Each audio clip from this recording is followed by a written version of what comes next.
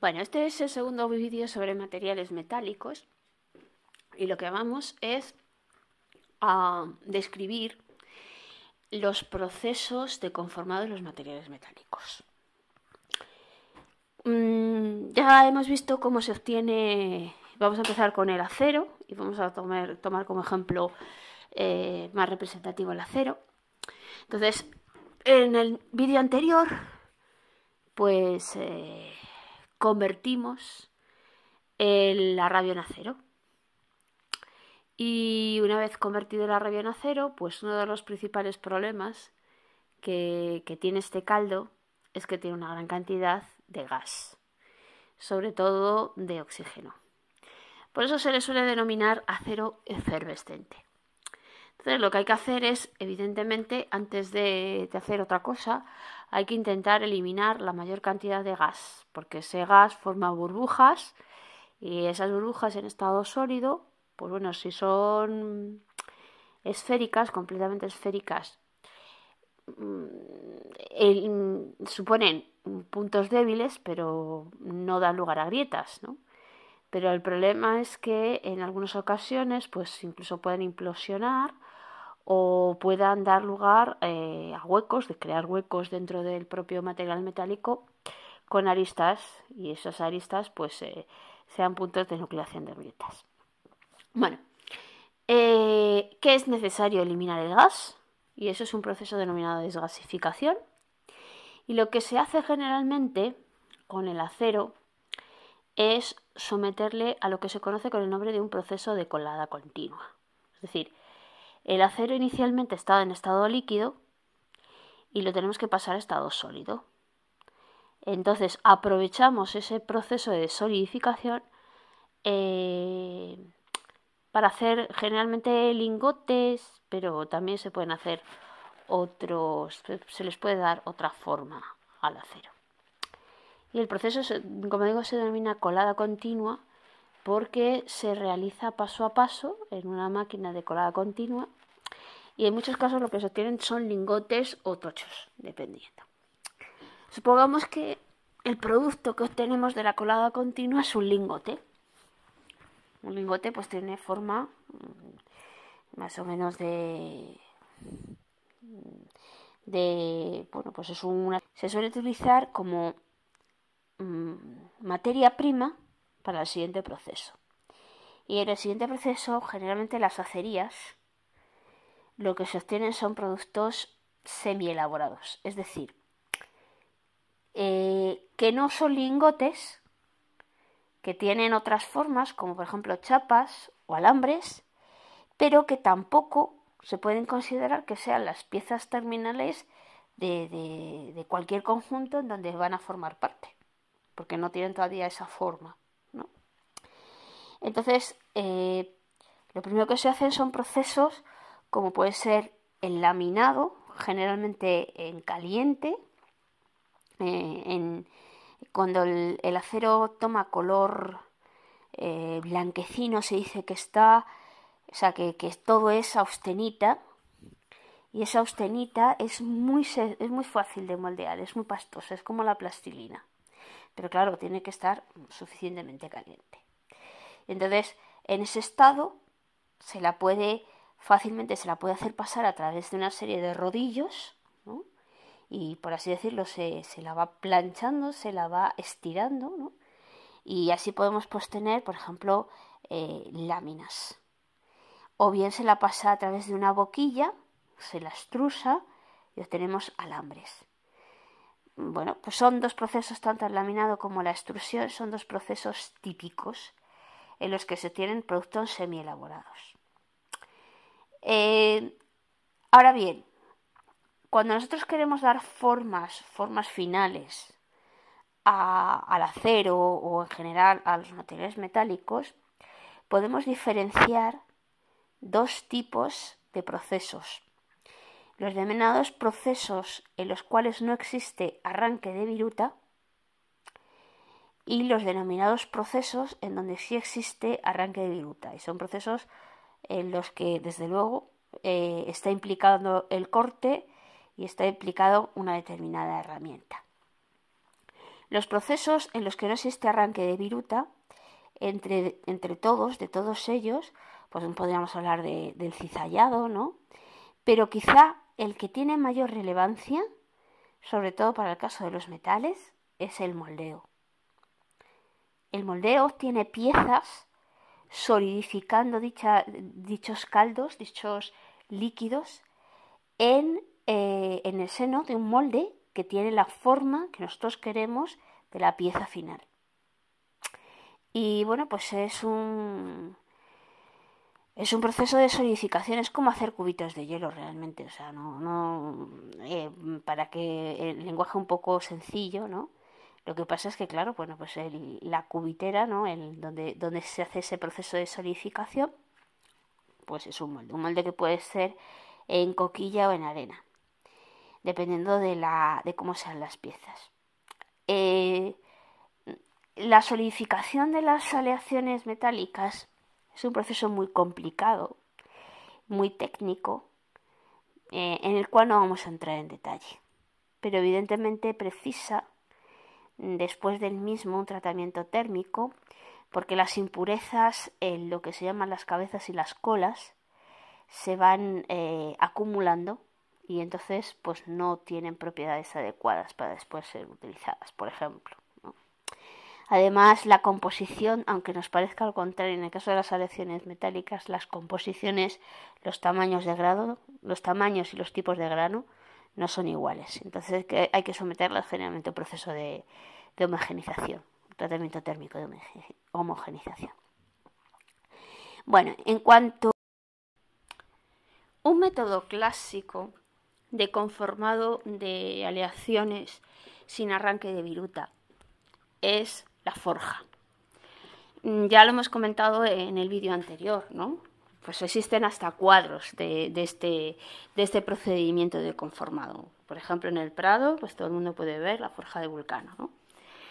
¿En qué consiste la forja? Bueno, pues la forja consiste esencialmente en calentar, sobre todo el acero, a temperatura suficientemente alta como para que alcance ese estado semipastoso de austenita. Y en ese estado semipastoso, que ya decimos que es como la plastilina, que es muy fácil de dar forma, simplemente mediante formación plástica, es decir, dando golpes con un martillo, nosotros vamos, pues eso, dando forma a nuestra pieza de metal. Una variante de este tipo de conformado es lo que se conoce con el nombre de la estampación. Las estampas son como pequeños moldes en donde lo que hacemos es poner pues un trozo de hierro en ese estado semipastoso y con un golpe lo hacemos que se introduzca dentro de la matriz de la estampa y cuando se enfría lo soltamos del molde y entonces obtenemos la pieza.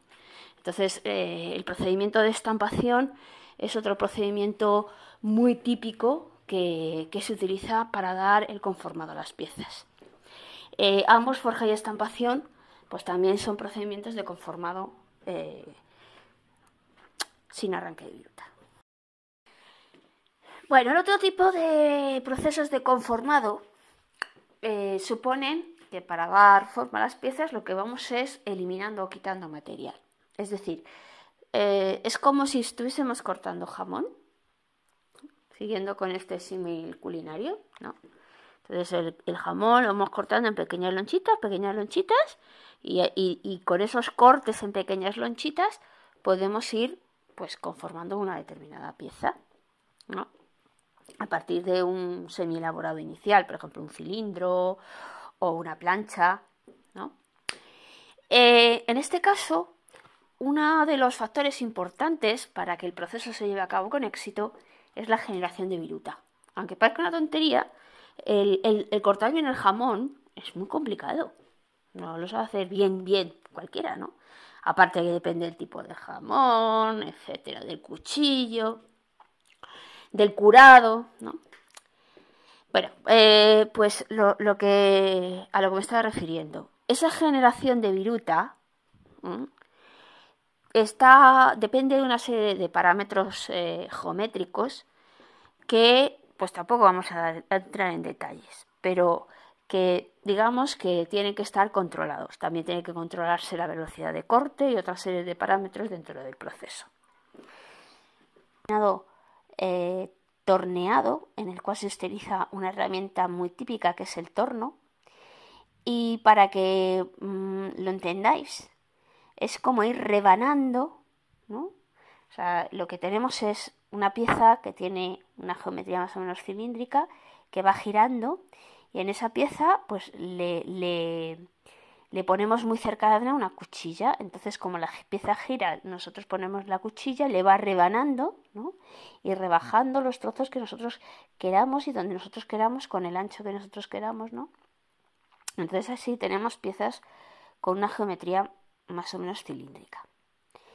Cuando las piezas tienen geometría plana, entonces se utiliza lo que se llama una fresadora, ¿no? Y la fresa es una cuchilla que al ir girando sobre un plano va rebajando cantidad de material, y así pues vamos dando lugar a este tipo de piezas. Es muy importante también el taladro, la taladradora, en donde lo que tenemos realmente es una cuchilla enrollada en espiral. Entonces, cuando esa cuchilla va penetrando en el material, va eliminando, va cortando ese material, va eliminándolo y va generando la viruta. La generación de viruta es quizás uno de los procesos más complejos y más interesantes que hay en la tecnología de los materiales. Y es un proceso complejo que, bueno, pues que yo lo explico, pero no corresponde a este nivel. Bueno, aparte de estos procesos, que son procesos de conformado de piezas, otros procesos importantes, interesantísimos, son los procesos de unión. Las uniones entre las piezas ya sabemos que se pueden realizar pues de diferentes formas. Tenemos lo que se llaman uniones fijas y uniones desmontables. Dentro del campo de las uniones desmontables, pues evidentemente el tornillo y la tuerca son los reyes de las uniones desmontables, ¿no? Otra cuestión es que nosotros pues queramos también, por ejemplo, poner arandelas, las cabezas, como son las cabezas de los tornillos, la métrica de los tornillos, pero para uniones desmontables, desde luego, tornillos y tuercas. Y para uniones fijas, bueno, pues en uniones fijas, bueno, aunque también podemos poner uniones desmontables, pues otro tipo de uniones como pueden ser a base de lengüetas, pasadores, pernos, ¿no? Pero bueno, vamos a destacar principalmente los tornillos. Dentro de las uniones fijas, pues podemos destacar el remachado. Si nosotros unimos dos piezas mediante la deformación plástica de un bulón, conseguimos que esas piezas queden unidas. Pero quizá el proceso más característico y más interesante de unión fija sea la soldadura. La soldadura las podemos tener de muy distintas clases. Tenemos lo que se llama la soldadura blanda y la soldadura autógena. La soldadura blanda se hace con estaño o con plomo, mientras que la soldadura autógena pues se hace generalmente con acero, con material aporte, y el aporte se realiza con acero. Y claro, a las temperaturas de fusión del acero, pues nos podemos imaginar que hay que tener cuidado con la atmósfera, porque si no se puede oxidar y entonces el proceso puede ser horroroso.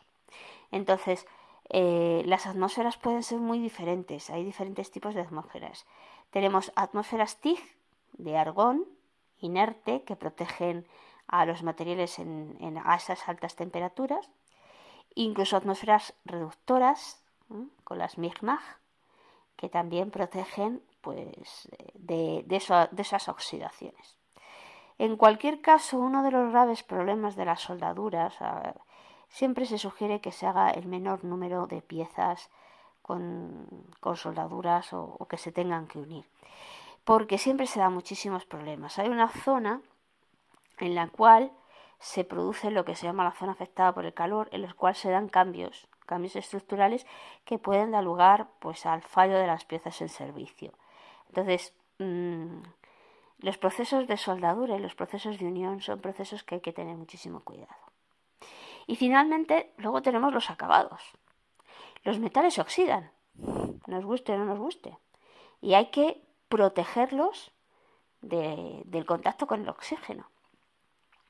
Si las aleaciones que nosotros tenemos no nos forman óxidos protectores, que es por ejemplo lo que ocurre en los aceros inoxidables o en los aluminios, pues entonces nosotros tenemos que dar esa protección de forma artificial. Y esa protección artificial se da mediante una pintura, aplicando pinturas.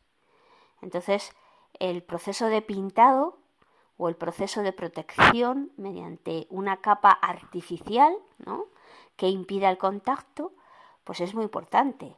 O, por ejemplo, el proceso superficial que introduce materiales como puede ser el zinc, ¿no?, en los aceros galvanizados, o el estaño en la hojalata, pues de alguna forma es una pintura también, ¿no? O sea, la idea es la misma, es evitar el contacto directo entre el acero y el aire. Entonces estos procesos, que puede ser, pues eso, o bien por aleaciones, o por pintura, o por una capa que se interpone y que se desgasta porque se va a oxidar antes de lo que se oxida el propio metal, bueno, pues son procesos que tienen como finalidad evitar que el metal se corroa, que el metal se oxide. Y la verdad es que la corrosión es también muy apasionante, pero también vamos a dar una breve pincelada porque no corresponde tampoco a nivel de este curso y yo no os quiero aburrir. Y bueno, pues esto es en principio lo que vamos a comentar de lo que ocurre en la industria en cuanto a procesos de conformado. Lo que nosotros vamos a hacer en el taller es una aproximación, ¿no? Entonces, cuando veamos las actividades de taller, ya os comentaré qué herramientas vas a utilizar y qué procesos vamos a utilizar. Espero que os haya gustado y que desde luego aprendáis mucho. Haced todas las actividades porque son importantes.